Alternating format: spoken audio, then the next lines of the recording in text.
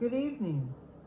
What is said here on my behalf by Miss Littlefeather is not in any way designed to demean or embarrass those who believe in the worthiness of this custom and make this evening possible. It has not been my wish to offend or diminish the importance of those who are participating here tonight. For 200 years, we have said to the Indian people who are fighting for their land, their life, their families, and their right to be free, lay down your arms, my friends, and then we will remain together. Only if you lay down your arms, my friends, can we then talk of peace and come to an agreement which will be good for you. When they laid down their arms, we murdered them. We lied to them. We cheated them out of their lands.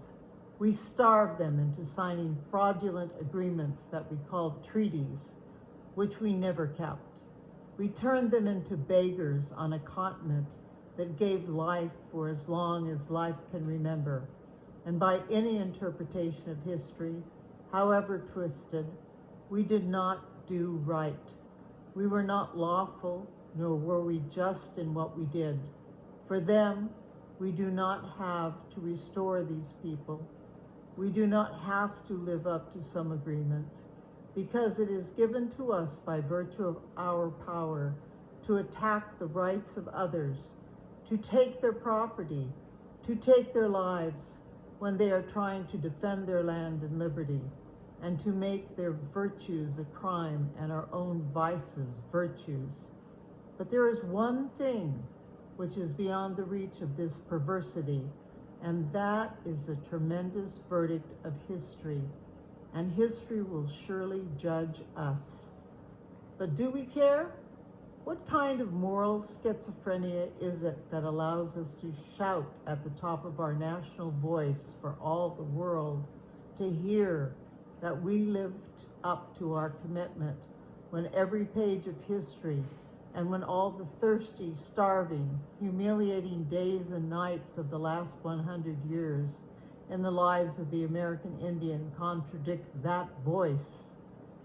It would seem that the respect for the principle and the love of one's neighbor have become dysfunctional in this country of ours, and that all we have done, all that we have succeeded in accomplishing with our power, is simply alienating the hopes of the newborn countries in this world, as well as friends and enemies alike, that we're not humane, and that we do not live up to our agreements. Perhaps at this moment you are saying to yourself, what the hell has all of this got to do with the Academy Awards? Why is this woman standing up here, ruining our evening, invading our lives with things that don't concern us and that we don't care about, wasting our time and money and intruding in our homes? I think the answer to those unspoken questions is that the motion picture community has been as responsible as any for degrading the Indian and making a mockery of his character, describing his as savage, hostile, and evil. It's hard enough for children to grow up in this world when Indian children watch television and they watch films, and when they see their race depicted as they are in films, their minds become injured in ways we can never know. Recently, there have been a few faltering steps to correct this situation, but too faltering and too few. So I, as a member in this profession, do not feel that I can, as a citizen of the United States, accept an award here tonight.